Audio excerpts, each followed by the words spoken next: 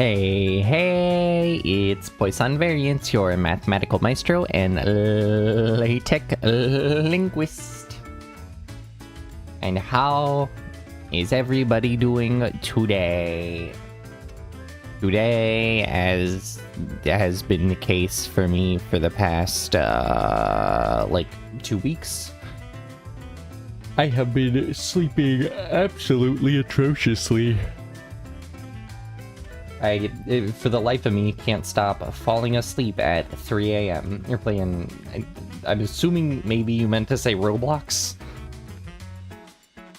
S is by X, T is by R. I'm gonna assume you meant to say Roblox, Ava. But... oh, God. Yeah, no, I haven't been able to get any good sleep recently for the life of me. Well, and I don't know why, but today I'm trying to not have an early afternoon energy drink. It's close enough. You know what? Because I was able to decipher it. You're right. Just like I was able to decipher it close elbow means that it was in fact close enough. That's one of the cool things where it's like, if you, it's like a cool human brain thing where if you put letters, the correct letter at the start and correct letter at the end, and rearrange the letters in the middle, people will generally be able to decipher what the word is supposed to say. Hi, B, welcome. Welcome, Windy Bee. But yeah, if you... I don't know what that phenomena is called. If it even has a name. I'm sure it has a name. Everything has a name. Like I learned recently, the little spikes on the end of a Triceratops, or on the end of a Stegosaurus's tail, has a name named after a Far Side comic. But yeah... no, but for the life of me, I cannot get good sleep this week. Or last week, for that matter. I keep falling asleep at 3 a.m. and I don't know why. I will try to lie down and I just start twisting and turning. I think it's because I haven't gone to the gym recently at all. I used to go when I was carpooling, but now that I have my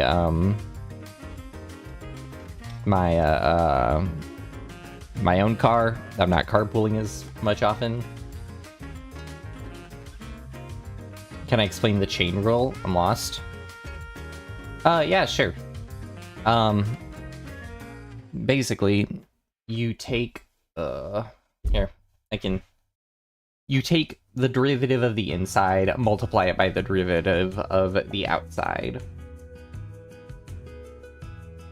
Which, easier said than done. Let me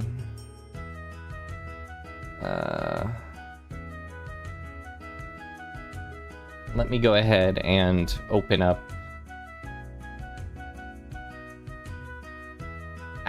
it's very bright. An iPad screen.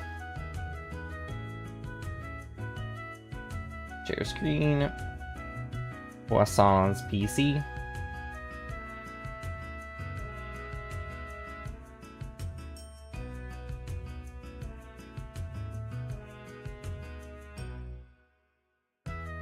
I don't know why my eyes are closed on the model, but... what's the proof for it?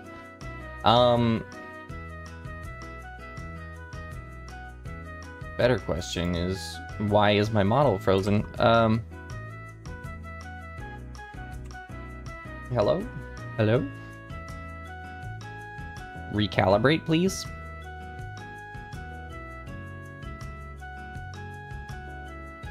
Huh. Oh, there we go. I exist again. dy equals dx is du times... As for the, full-on proof, the nitty-gritty, the way we think about it, though, is we can write it, in terms of dy, dx, and then you end up doing the kind of like, I think of it as like partials, but the other way I think about it, I'm actually gonna make a new page. The other way I think about it is if we just do it in terms of general functions. I mean, we could do it like that, watch. So if we have the function f of g of x, and then we want to take the prime of that.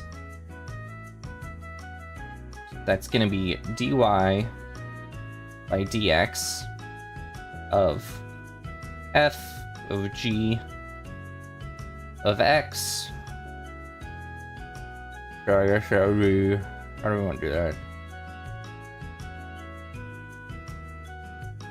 I don't know how I, like, the doing it with the dx, dy dx notation is messier than just writing it as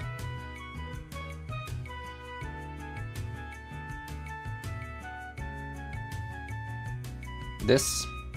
That's ultimately what I just realized it's not even showing, sorry.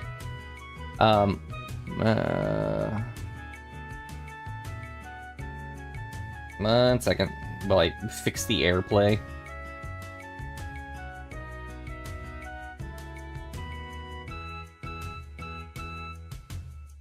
Sorry, I thought it was sharing.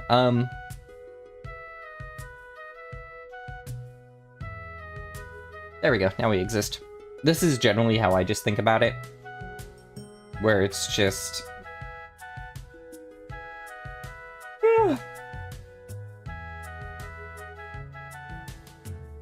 Did you guys see the Kitty Edition speakers? Yes. Yeah, my headphones have cat ears on them, and so they're called Razer Kitty Edition. They're called Razer Kitty Edition speakers. But this is generally the way I think about the chain rule. Where, so yeah, if you think of this whole thing as dy of dx, then this as du of dx, and then this as dy of du. So that's how you end up with that same sort of setup, like that. Where this, though, is gonna be of in respect to u of x, whereas this is just in respect to x.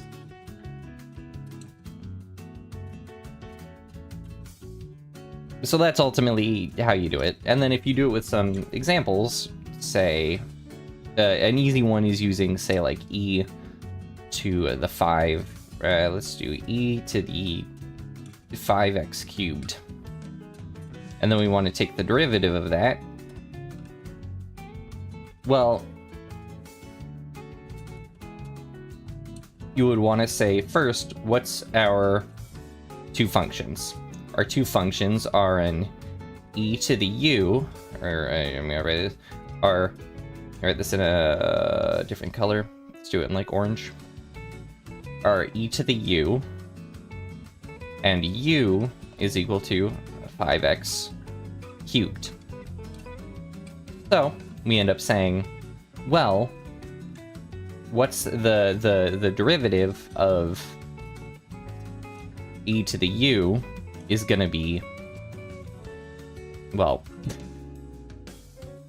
it's gonna be e to the u. But the derivative of, here, actually, I like this. The derivative of 5x is gonna be not 10.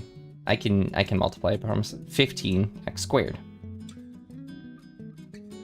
So then this gives us 15 x squared e to the u, and that's 15 x squared e to the 5x cubed.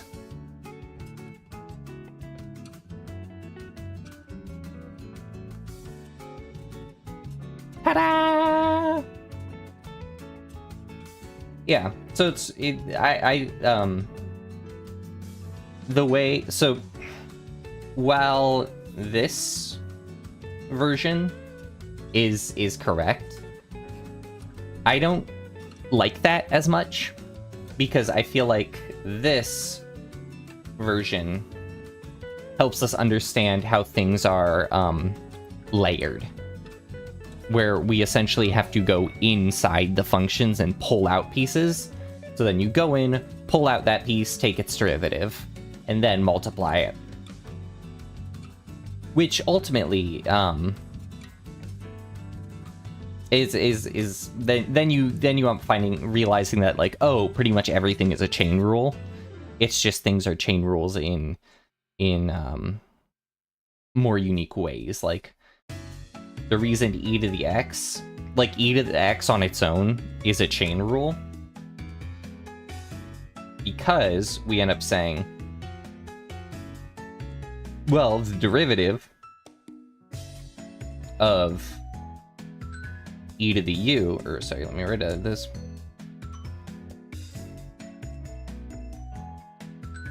Of e to the u is gonna, this portion is gonna turn into u prime e to the u, but however, u prime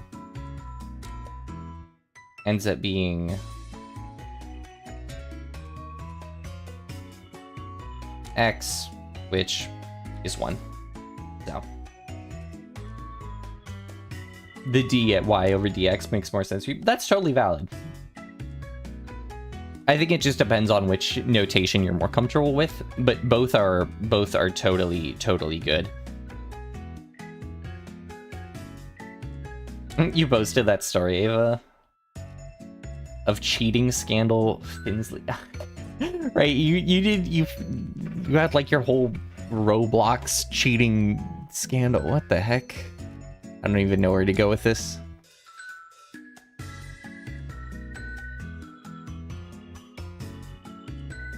Okay, we're gonna read Ava's... I actually don't want to open that. The reason I don't want to open that is because it's gonna open in the wrong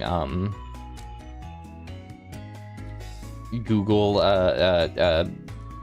because it's a Google Doc. It's Google Docy. It's gonna open in the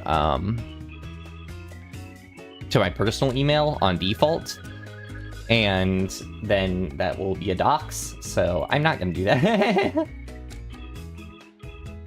Yeah, not gonna do that. I will do that perhaps later. Or maybe I'll do it through a different account. I don't know how I'll do it, but I'll figure something out. Anyways, today I was hoping to continue with what we have been working on previously. Our little imaging project, where so far we've been able to create a few simple files, some few test files, some few functions. This, I know, is wrong. I forget what we were even trying to do with this frequency distribution thing, so I might just put a hold on that. I can get it in incognito. Oh, you're right. I should be able to do that. We're gonna put a hold on that because I don't remember what I was trying to do with my frequency distribution.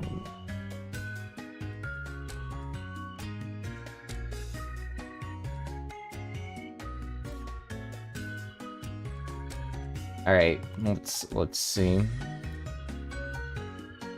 How do you open an incognito tab in Firefox? I've never had to do that.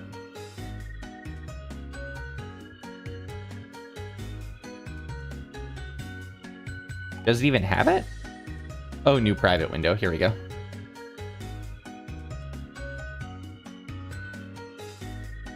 All right.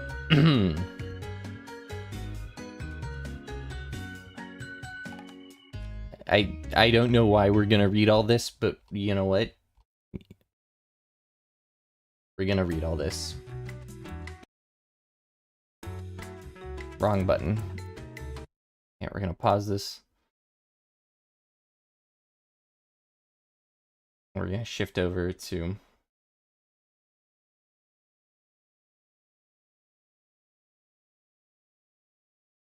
Ooh, there was some really cool thunder outside. It was really loud. All right. This is Ava's Roblox story. I have no idea what this is about. I was only kind of paying attention, and they didn't really elaborate on it. But so let's learn about Roblox drama today. Okay. So basically, me and a few friends play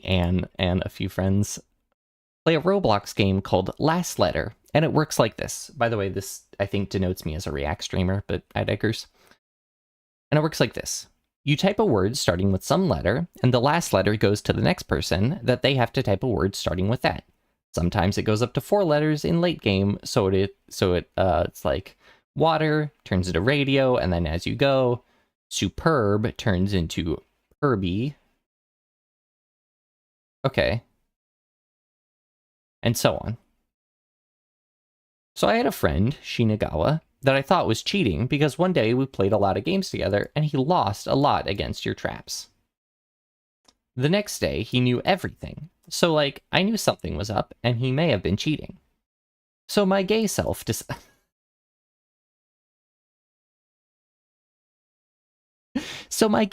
decided to use statistics to prove he was cheating. Yippee! Okay, so first...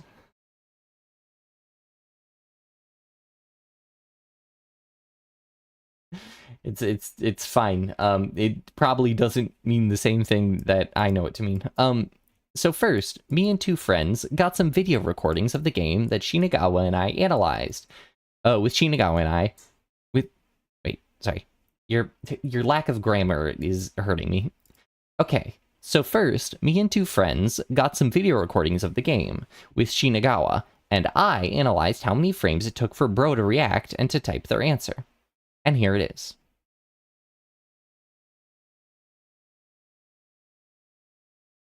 Oh my god. Alright, prefix. The prompt the game gives. M, more likely. L, less likely. Question mark, no idea. Word, the word that is typed. MT, the M typos in the word. Response delay. Oh my god. Response delay. A trap is a prefix with a very absurd solution. Okay. Response delay is the time it takes to start typing after the timer starts, per frames. Typing time, the time it takes to finish the typing word in frames, and when a player turns green. No or not. A known word is a word that Shinagawa knows at the top of his head. A not known word is a word that may have been given from a word list. An X word is a word that gives X. The reason why I'm including this is because he oddly uses too many words that end with X, suggesting that his script favors X spam, which would make sense if he's searching to win. Okay, I can see it. If he's searching to win, then it would make sense by spamming X because not many, it's not commonly known. I'm actually going to keep the music playing just a bit quieter. Okay. Tag and L. The word has tagged. N is how many letters in the word. The word was tagged. Okay, so it was a word that was... Oh my god. Oh, it's hailing outside. Cool. I took 0 on it. What the heck? It just started hailing like crazy.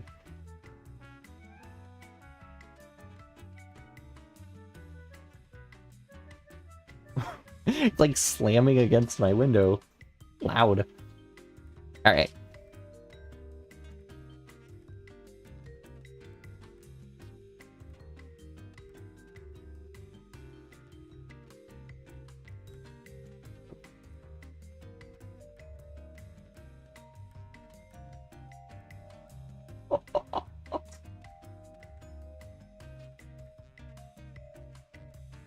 I just had a crazy loud thunder go off above me, and one of my monitors died for a second, then turned back on. Oh my god. So if I have a power outage, and if I suddenly die, then that's from like a power surge or something.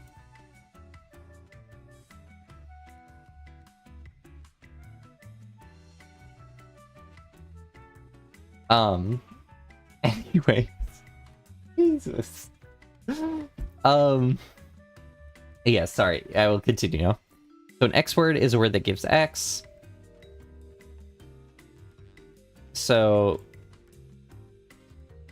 I assume we jump from Conpere to Soph's video. Okay. And so this is just the words that the friend has given. That the suspected target has given. So with the prefix U, they gave ulex, response delay of 36 frames, a typing time of 14 frames. Nose, X or not. Okay. And ibex, okay, X. So we're getting a lot of X's. Tag and the words tag and okay, so these were the tagged ones.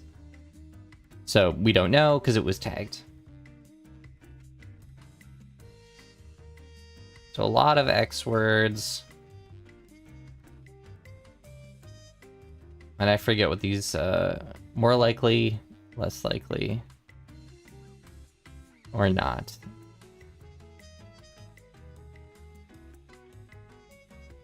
So the chance of him knowing this word seems to be significantly low. Centurus, Grizzly, motorcycle, Cledgy. Yeah, I don't know what most of these words are.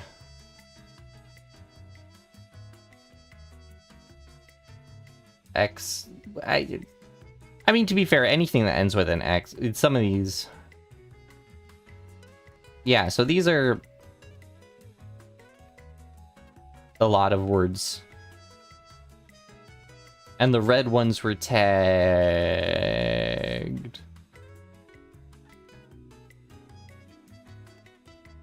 So then we go through this again. Autocorrelation, when I put this card. These ones feel a bit more well-known.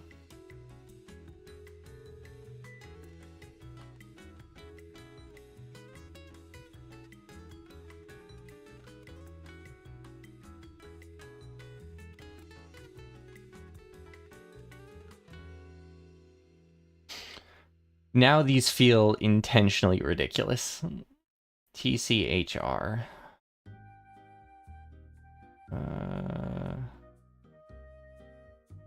He attempted TCHE, a fake solve.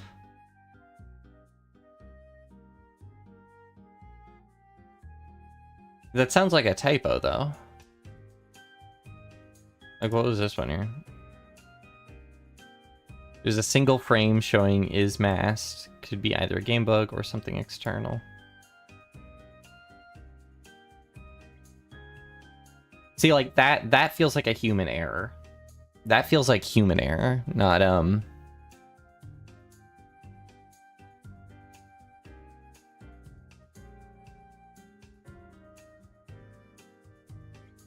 yeah.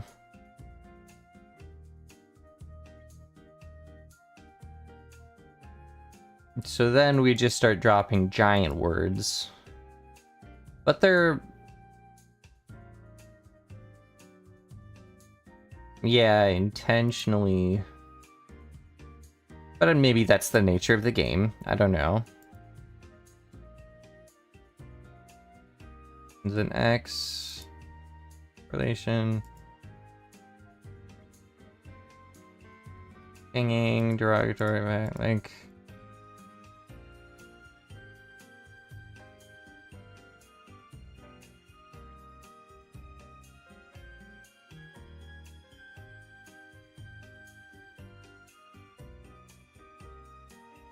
Huh. Still, I applaud the level of analysis on all of this. Is a word from a list, not a typo, definitely. The script he was using has that word and it favors shortest words alphabetically. Ah.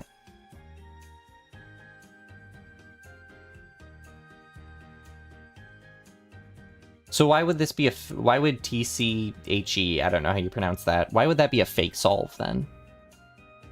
Because if the solve is simply that it needed TCH, why is TCHR find but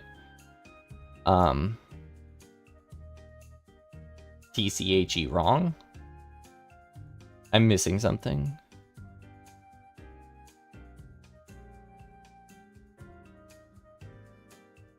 Or like why is TCHE? Or is it just the fact that it was like or did he accidentally type TCHR? Meant TCHE. Again, no idea how you pronounce that, and that's just like an obvious fastest script kind of response.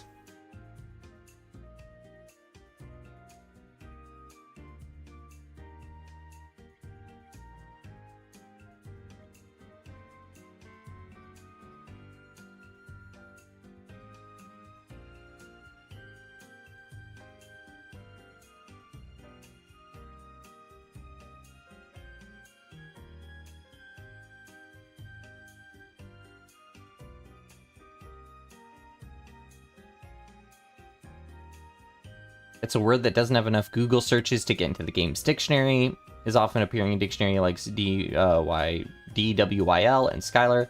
There are also built-in fake solves into Skylar's dictionary to hunt for scripters or cheaters. Ah, okay. That's why. So that's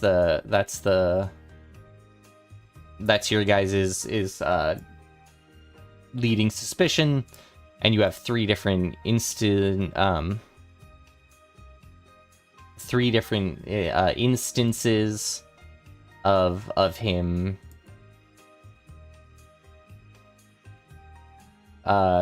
instances of him performing it, and then you also have suspicion built off the different X's and whatnot. And I like your idea of alphabetically being a thing, because like look at this. M-A-S-A, S-A-B-A, a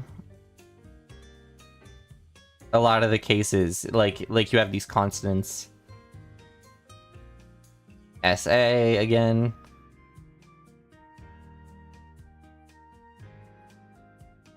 The E-A, that's an early one. See what else we have. N-A-G-A, L-A, K-A. Yeah, so if it's going alphabetically, that would make a lot of sense for to automatically be targeting. Like, there's a reason why those are such easy answers. Because it's hitting those fast.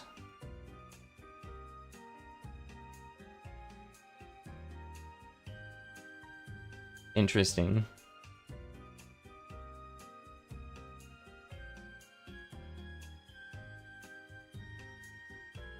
Words that he knows may probably not have come from the script because the script really does give the words, so he manually types them from memory, especially the long words. Interesting. Okay. Regardless, very cool that you took the time to do all this.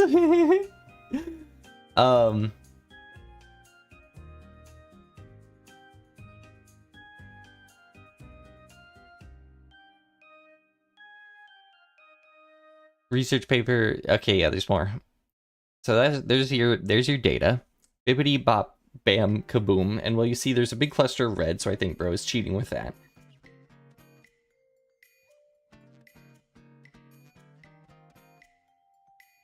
Yeah, all down here. And anything red was he probably doesn't know. Interesting. Yeah, it centers around red, and there's more greens with the longer typing time.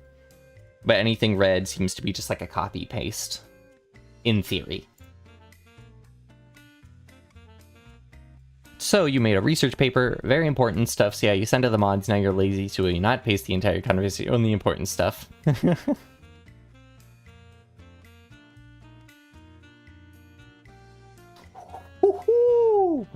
You really did.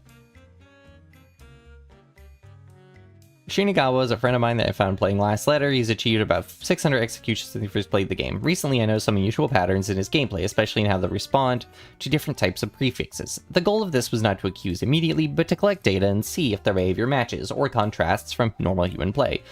To do this, Soph and Tonperry recorded their matches with Shinagawa. From the footage, I analyzed response timing and typing behavior using the number of frames.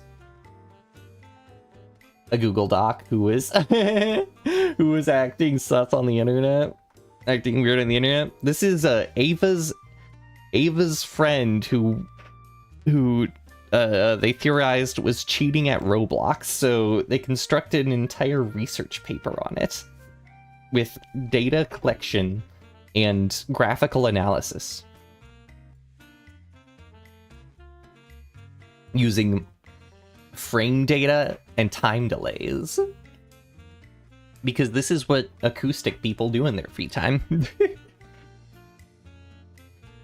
All of the data was collected from recorded gameplay at 30 frames per second. For each turn, I tracked response delay, time from prompt appear to first keystroke, typing time, time from first keystroke to enter, whether word was known, likely familiar to Shinagawa, not known or suspicious, words that may come from an external word list, or an X word, tracked separately due to unusual frequency.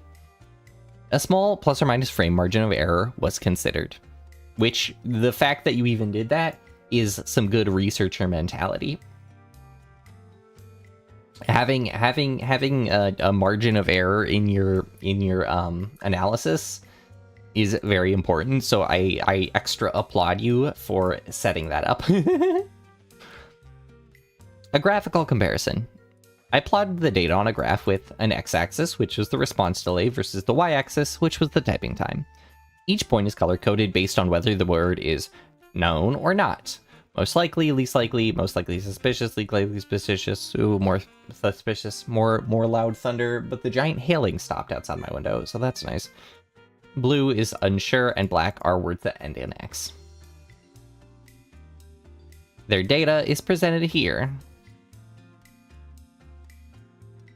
As was pointed out, well, you do have this kind of like spread of typing time, green, green, big intentionally complex words. But the main one is you have lots of red words that in theory Shinagawa did not know, that has significantly low typing time and significantly low response delay. Observation. A difference in behavior. There is a noticeable difference between known and unknown words. As we see, we get lots of red and black. There is a fair amount of green, that's fair, but most green seems to sit out here, but it seems like that's a lot with typing time. That's something else that we need to consider. A lot of it seems to be taking up with typing time for a lot of the longer words. So you do have shorter green words down here with shorter red, so it's hard to immediately say, oh, that's definitely this or that. But I commend... I commend... But I'll continue reading your analysis. There's just a Scrabble room decided to study the dictionary after the first... They could be. You never know.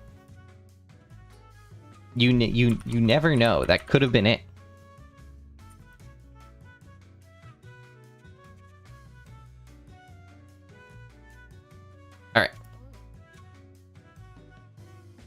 So here we highlight just the reds and the greens of...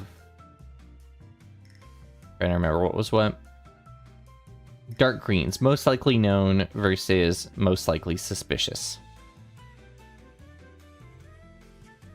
So we do still see a predominantly red around here. We see a high reading of the most reds. Which, fair. The thing that gets me is this line here. This line right here. If I would be more in favor of your theory if more of these red values, or if there was more of a difference beyond just the typing time, if there was a larger difference in response delay, I would be more in favor. For example, if I had a response delay because I had to remember words, and so I had more green stuff over here, that would make sense to me. Whereas if there was other stuff that I was instantly getting, that would feel more suspicious. And as someone who doesn't know really anything about the game, or the person even, it's hard to say for sure. Like, I don't know what your metric... What was your metric for whether or not a person would know a word? Because this is a very specific individual, so I assume that you know them to some extent. What's your metric for whether or not they are likely to know a word? That's what I'm curious about. Graph with most likely known and most likely suspicious words. Known words are scattered across the graph, showing a natural variation in both independent variables. Unknown or suspicious words tend to form a visible cluster, often with higher response delay, but relatively fast or lower response delay. There. Relatively fast or consistent typing time. Is the bot actually doing the typing, or are they just being given the words by the bot? That's another...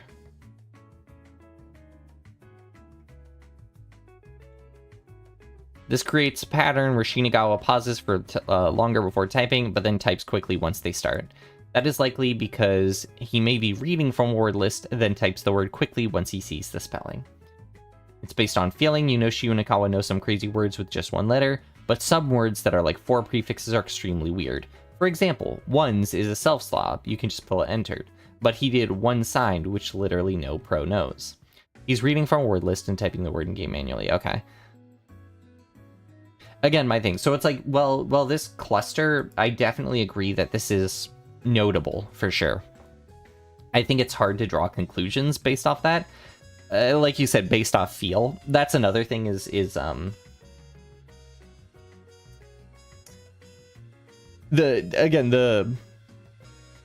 metric. The metric being based off, granted, this is not a peer-reviewed you're not being crazy official with this, and so that's fine. If for future reference, because I am assuming based off stuff like this, you plan to in the future go into more research. Making your metric very clear is important for understanding how you do or don't know the words that they likely are suspicious of. But again, this is relatively, small potatoes, so I'm sure whoever's reading this that you sent it to, the admins are willing to or maybe not as anal about that, but I digress. So, overlap cases. There's some overlap between the two groups. However, they're mostly simpler words or words that are commonly known. The separation becomes clear when looking at more obscure or complex words.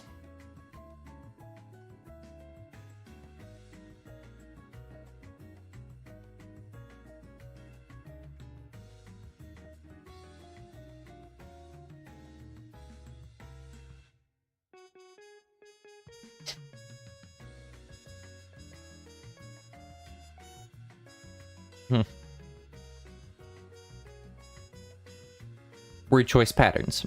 There's also an unusually high number of words ending with X, such as ulix, evex, natrix, etc., which are typically avoided in professional gameplay. I didn't realize that this had a professional scene. I mean, to be fair, if you're... I think using that as another metric is a good idea. Mentioning excuse me.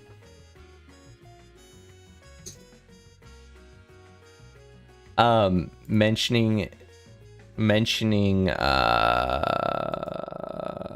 the professional, how do we say it? Comparing it to a professional's metric to professional's data, I think that would help your argument if you were to overlay the professional's data in comparison to this. But yeah.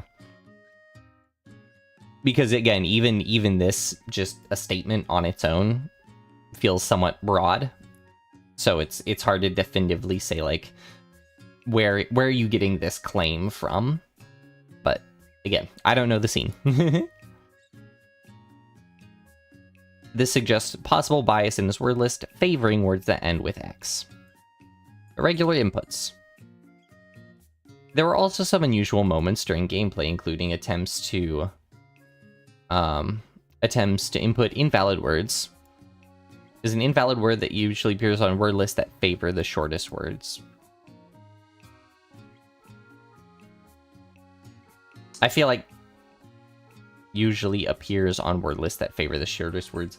Again, it's hard to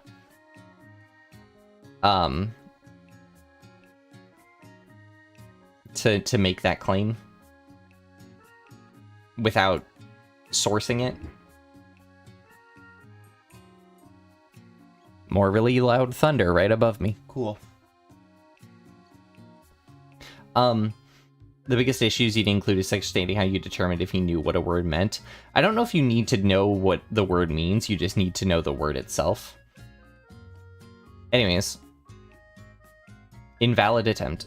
Brief visual anomalies where unintended text appeared. Instances which is when Shinigami typed isms in Tonpuri's footage. For 3 frames, it showed ismas, possibly due to a visual glitch or some other interference.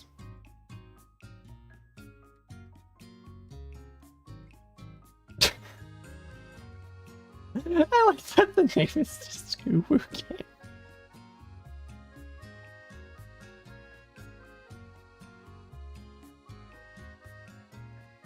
I had no idea that Roblox players were on the same investment level as EVE Online players. These are difficult to explain under normal play conditions. Conclusion, based on the data.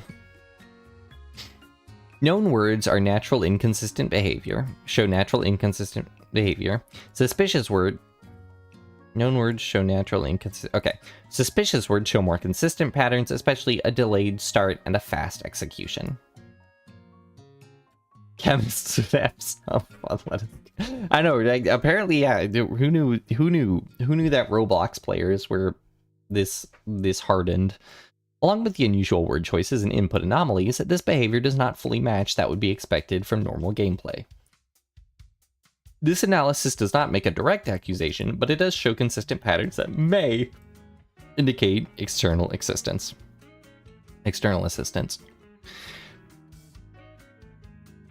Okay. I think this helps.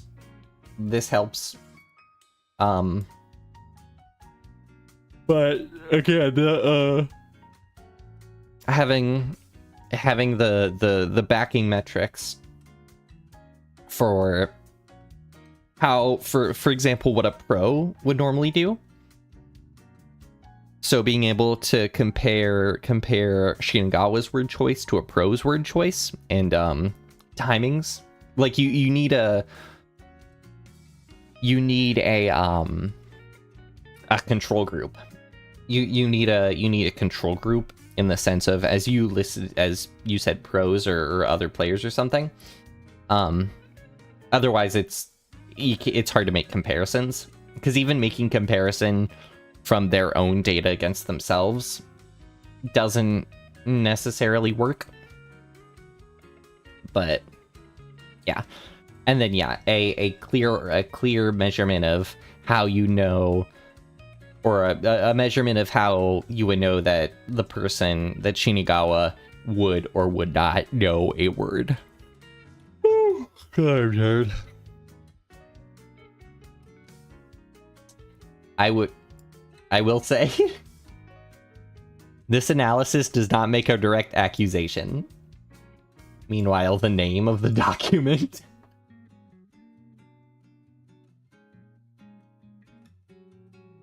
Just saying, this analysis does not make a direct accusation, and then the name is a direct accusation. Filler. Hamburgers and blowhigh are very distant, also tables and brick.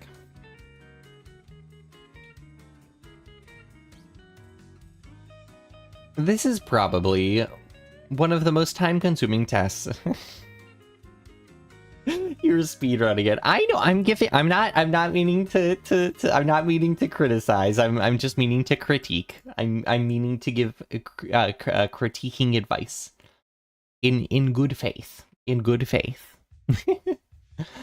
Probably one of the most time-consuming tasks I've ever done. Tanpare, Soph, and I have collected data and analyzed how he types his words.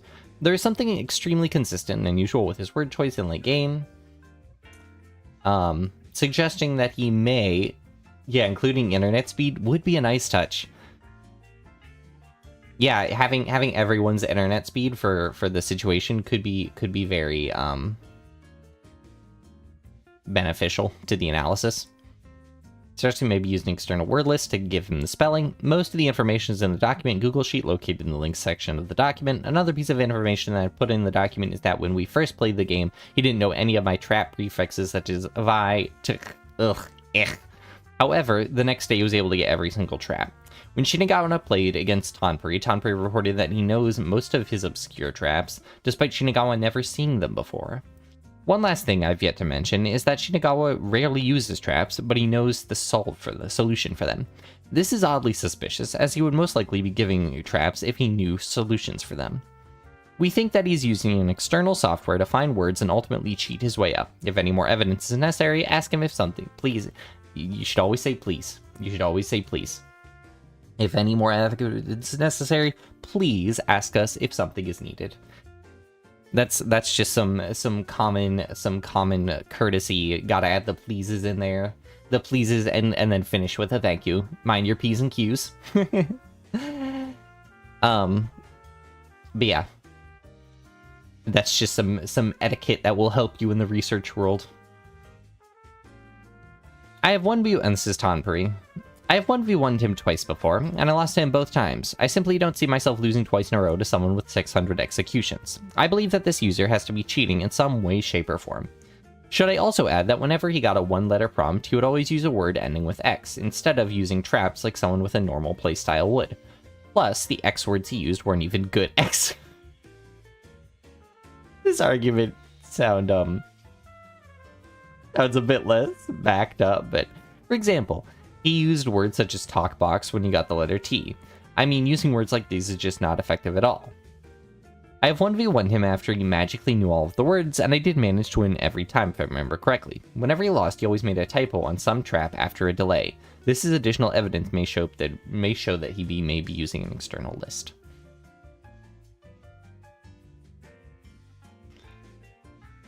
Could we guess it's possible he could be using multiple dictionaries? I'm not sure where Xantis could come from.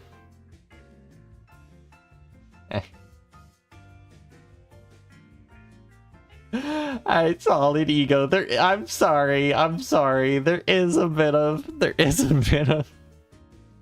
I'm better than him. I wouldn't lose because I'm better than him. The fact that I lost, but I don't know chess. I don't know chess, but I beat Kikado 3 times in a row in 5D chess. The current reigning and defending 5D chess champion. Thank you very much.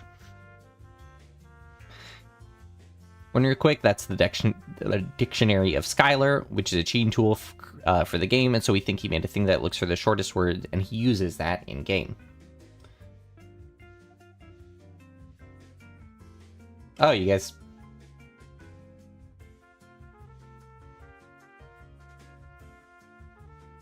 Neat. He got banned forever. Mod replied to my ticket, said he was cheating.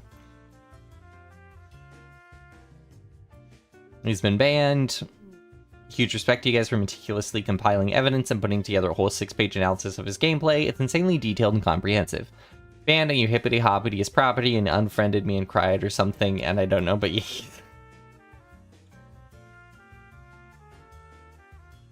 well, that was a very nice, very comprehensive analysis. That was a very nice, comprehensive analysis, and I applaud you for the level of effort you put into that. And you know what? Credit where credit is due. Credit where credit is due. You did achieve what you were hoping to. You got him got for his cheating. So in the future, I would hope he learns to play a fair game. I hope he learns to play a fair game. So that's a round of applause for you. for you and your friends for spending that time, you know, both doing that analysis, but also doing that data collection and doing that comparison. Excellently done. Excellently done.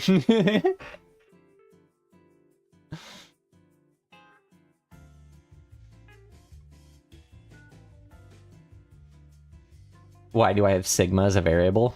Because it's the standard deviation. What else should it be? That's why my mean is mu. And VS Code won't stop flagging me about it. Because it says it looks too much like O, so that's gonna cause confusion. I'm like, I don't care. How? Same way I just did that. I'm trying to remember what the other ones were.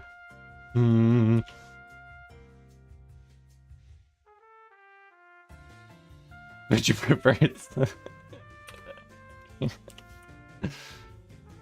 Can I use hearts? No, it won't let me use a heart as it. Ah, dang.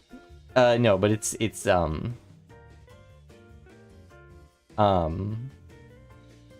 using the alt codes.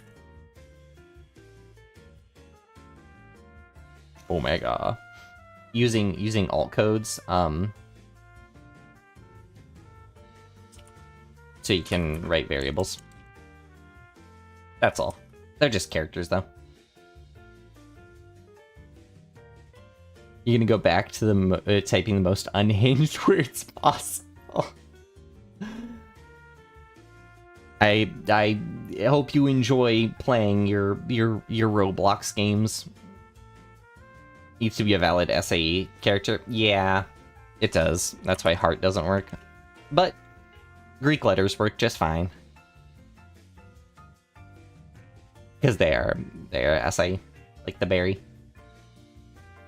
I say SAE. I don't know why I say SAE.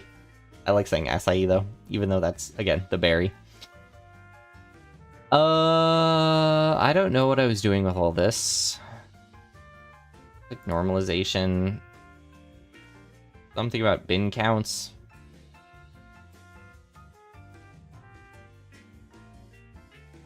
I have no idea what any of this was. You're also... I had people at work the other day, or a few weeks ago, asking me if I was on Roblox, and I said no, and then they asked me if I played YouTube playables, and I said no. I want to return the bounds of the bins. Number of pixels in each bin. Should we normalize it? The bin count. I might want to set a default for that.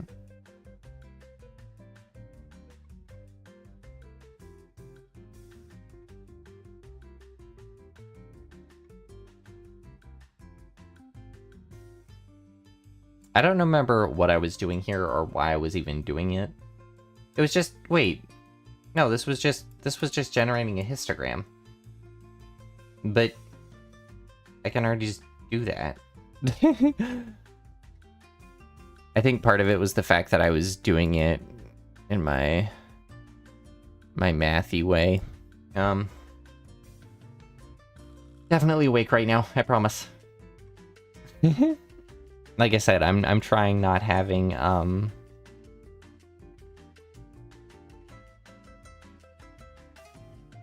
caffeine in the afternoon today, but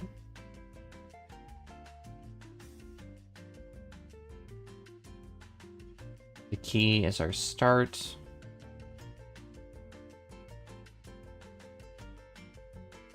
Okay, I think I got it. So what it was gonna be is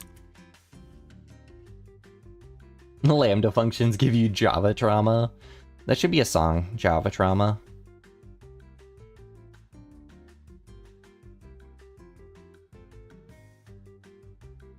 So I want to, what do I want to do? I would want it to be a for loop where, why am I even doing this? Why do I need the, hold on, why do I need the distribution? So like part of this is just the general analysis. Let me see if I wrote it anywhere. Because I feel like, well, so no, the GLCM would give a, the GLCM would give a 2D histogram, but it would be of co-occurring pixels. Students getting Java instead of C or C++. Yeah, I actually had to do well, because I'm applied math. Yeah, the comp size I were required to take were C, C++, and then a little bit of MATLAB, a little bit of Python, a little bit of HTML. And those three were all in one quarter or one semester. So, sorry, I'm trying to.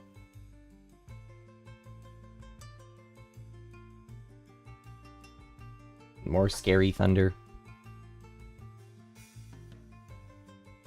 Okay, let me just from the top.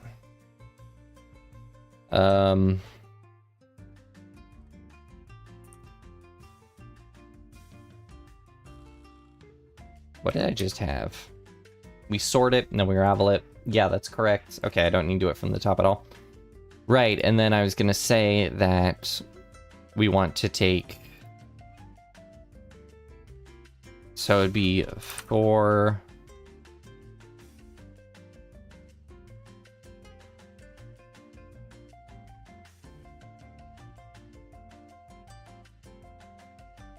range of bin counts, and then we end up warning, heads up. Wait, why am I getting a warning?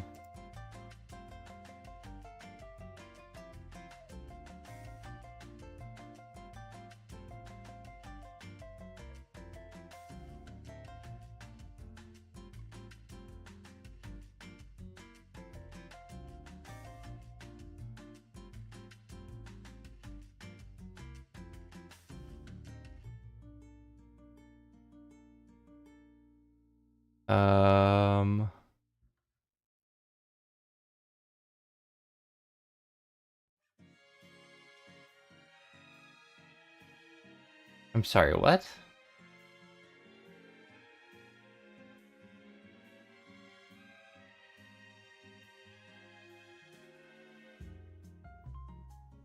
One second, hold on a minute. What is this?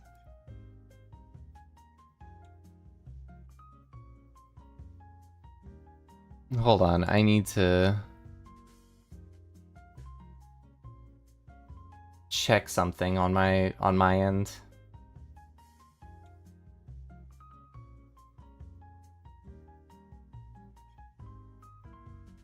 Weird. Okay. Looks like we're all good. Looks like we are all good. Anyways, so yeah, I was just getting a strange warning from OBS that I was unsure about, but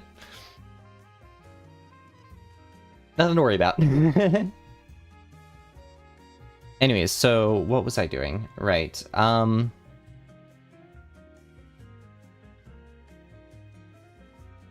So we end up taking the length. I want to do it like this. I want to do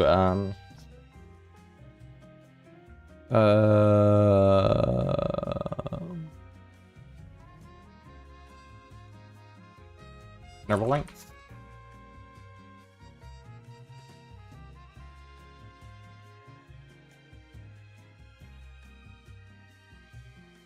Like our inter length is going to be bin count, or sorry, is going to be the length of I divided by our bin count.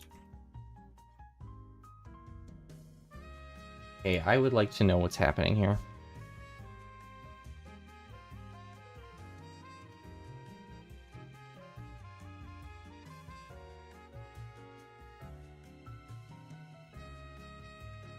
I still live for you guys, right? Hold on, I need to watch my own stream for a second.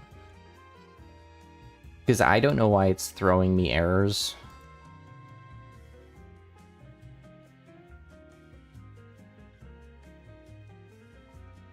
It seems I do still exist, that's good. But like OBS keeps giving me warnings and I want to know why.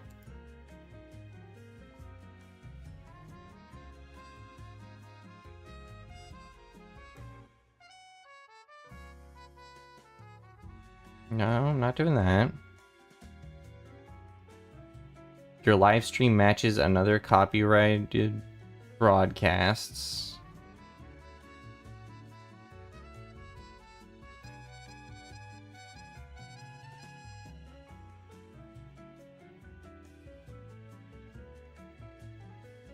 Maybe it's the music. Probably the music. Okay, let me switch to other stuff then.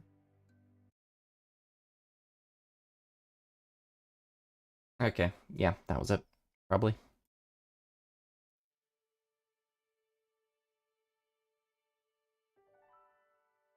Anyways.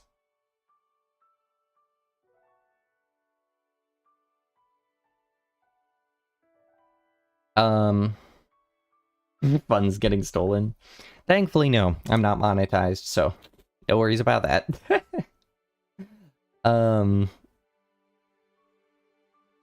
Right, so I've completely lost my train of thought. Right, our histogram.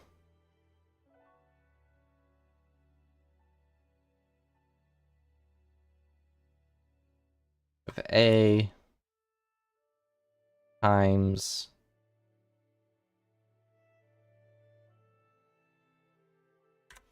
integer length, or the interval length, should be equal to A times interval length. I do it like this. The sum of I of this to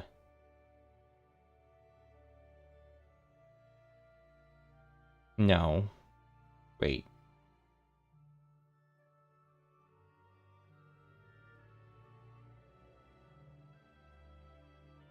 Oh no, that works.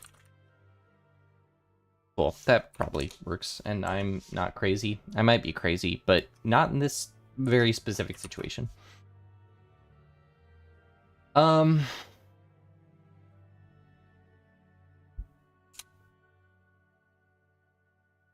length of I over bin count for A in range.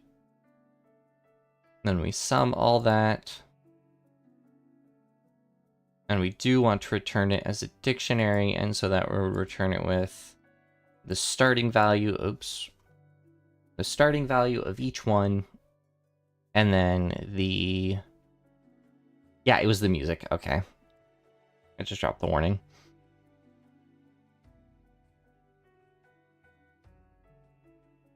And then the number of pixels per each thing. Okay. Cool.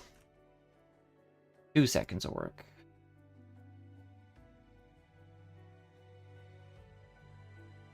Next. Boom.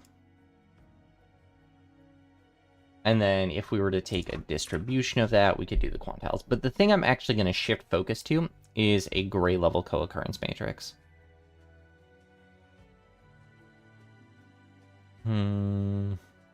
So for that, we're going to actually want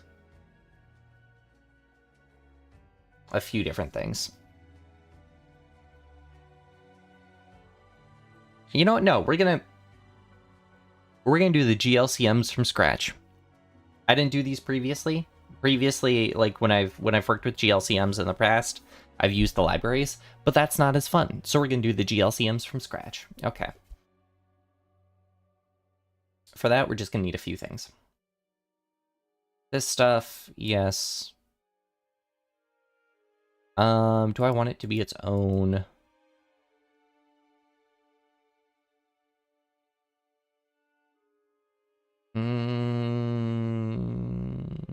Nah, fine. Okay.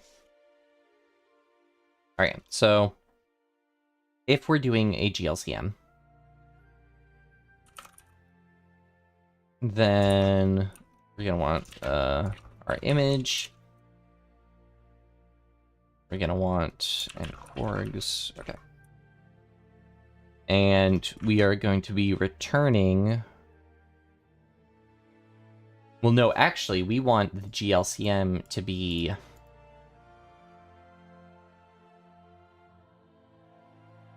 I think we want the GLCM to be an object, or its own class. Let's think. So we want. Write this out here for myself. All right. GLCM.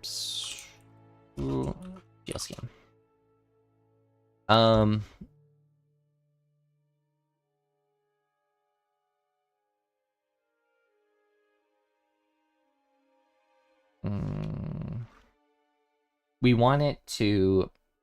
Yo, chill. I'm just getting really into the math.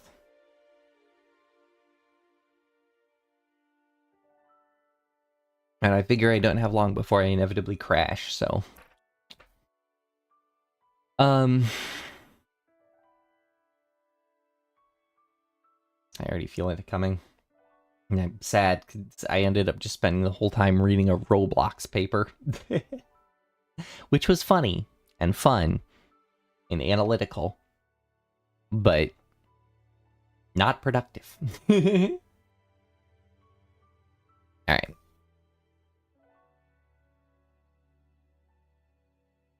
So I want the GLCM to be itself needs to be created from an image I. Therefore, it can be... Okay, there we go. We can make it a class. Class with a few different features. Which is gonna have the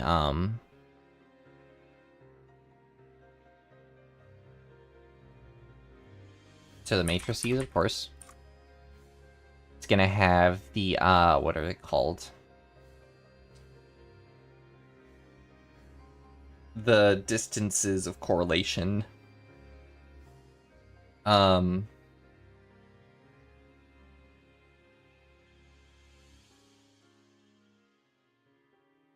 I don't remember the word.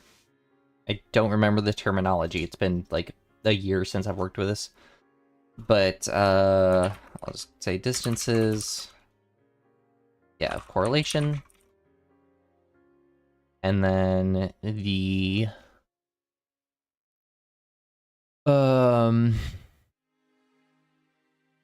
we don't need a color space. Don't need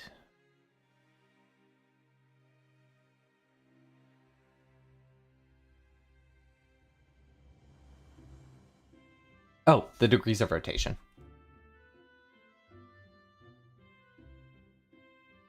Of or the degrees of correlation. Yeah, okay, cool. So for that, we're gonna need to God, when was the last time I made a class in Python? Just called GLCM. Capitals make me happy.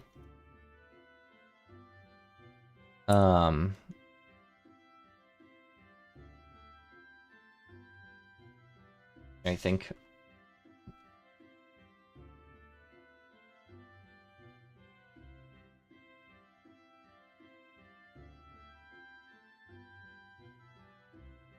All right, you don't actually do that. I'm like trying to remember how we initialize it, right? We have to do like right. I can remember this. So we have the self dot matrix equals. Wait, we have to define matrix, and that matrix will have multiple. Will be three-dimensional, because even though it's well.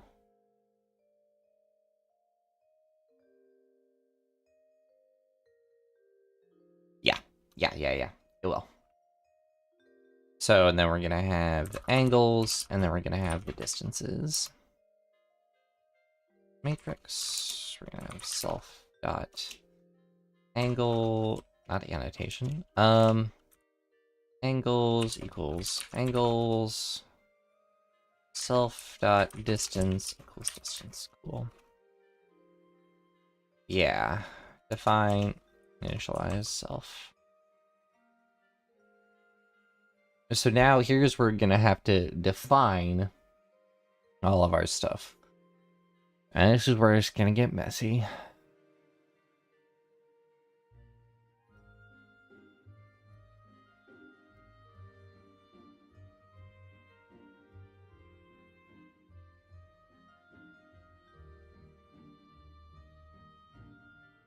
No, not the matrix, sorry. This should be just... Yeah. Sorry, I'm trying to decide what variable to use for my matrix. I'll do I because the image, so stick with it. Well, I mean, actually, in GLCMs, you tend to do the literature says you do P, so I'll do P. I can live with that.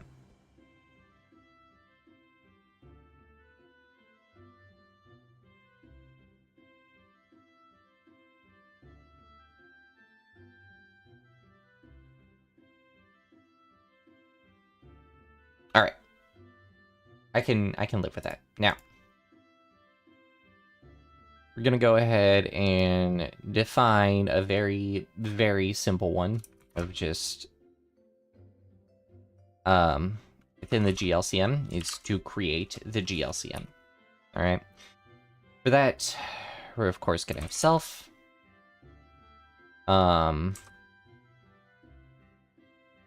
Oops. And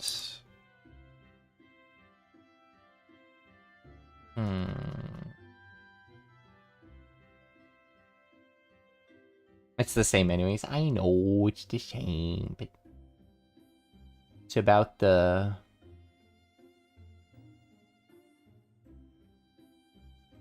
principle. God, this is one of the most fun things my model can do, in my opinion. Go like super wide-eyed.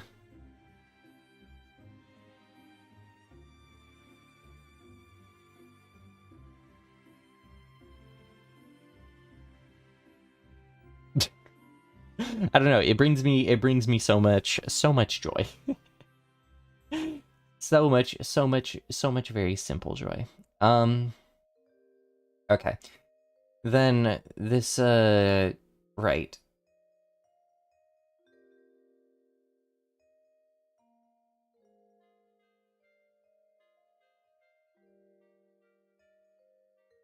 So now oh god, now I actually have to do the math behind it. Let me pull up the math for a gray level co-occurrence matrix again.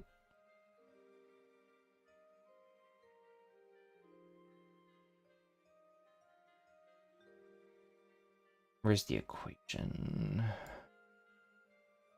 Where's the equation?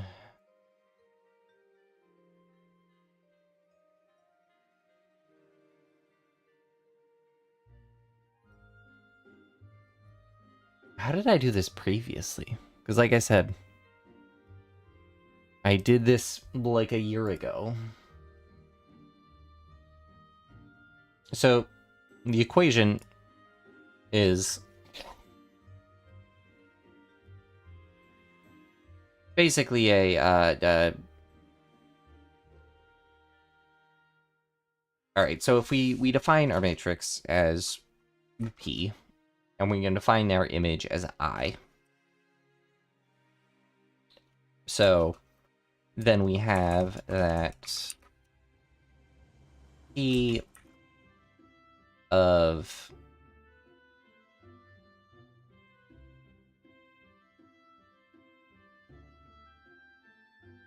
God, yeah.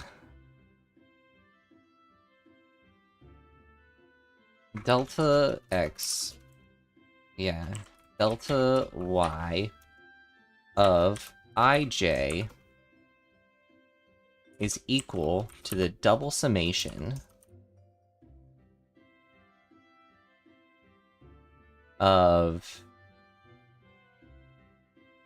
X equals 1 to N and Y equals 1 to M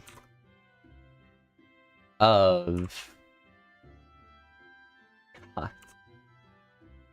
in cases and cases of 1 such that I of x, y is equal to I, and right, I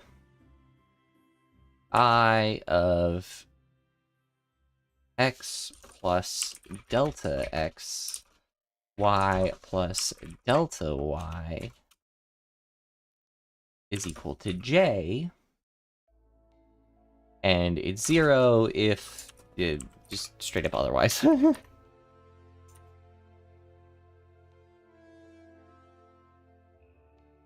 That's the wrong delta.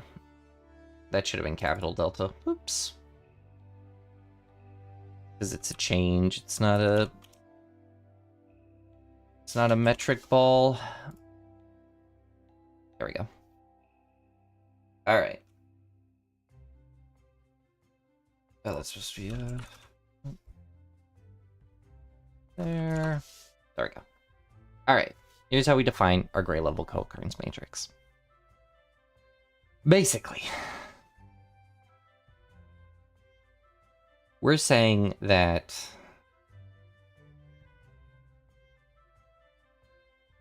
the best description is as a two-dimensional histogram of correlating color values.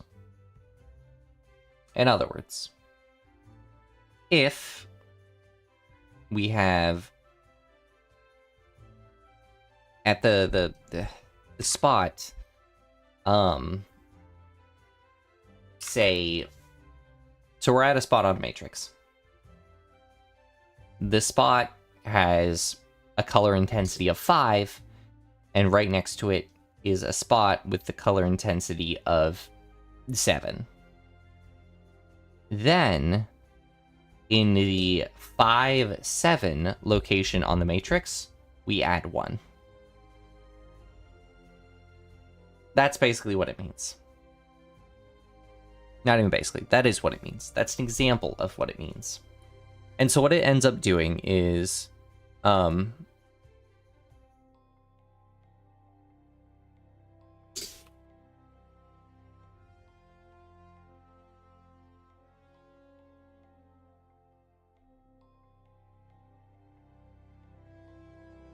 it ends up doing, sorry.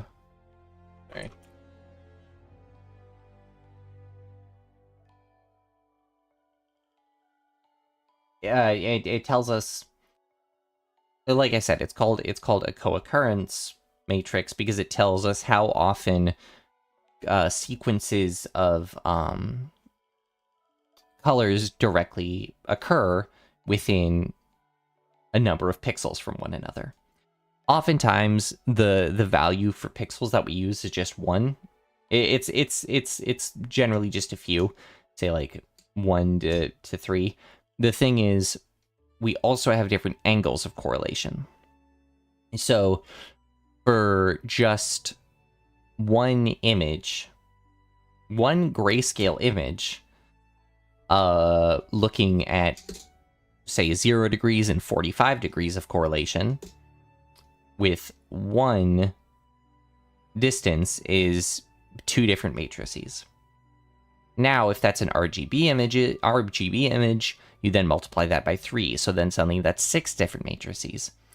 Okay, well then if you want to do an additional distance of, instead of 1 pixel of correlation, it's 2 pixels of correlation, that's an additional matrix. That become, or an additional multiplication, so that actually becomes 12 matrices.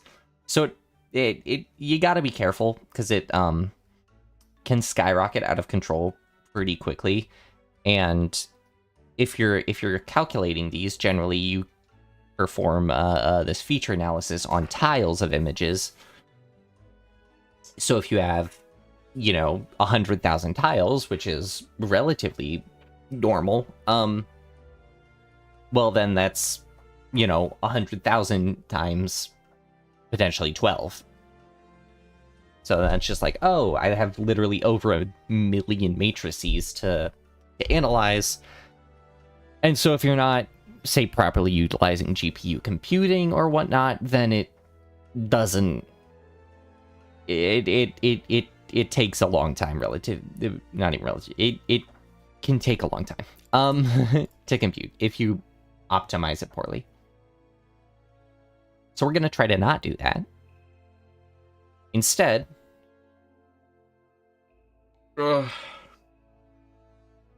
we want to do the math for it.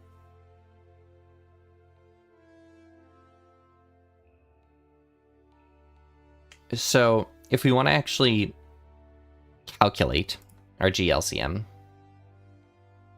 oh goodness, this is going to be rough.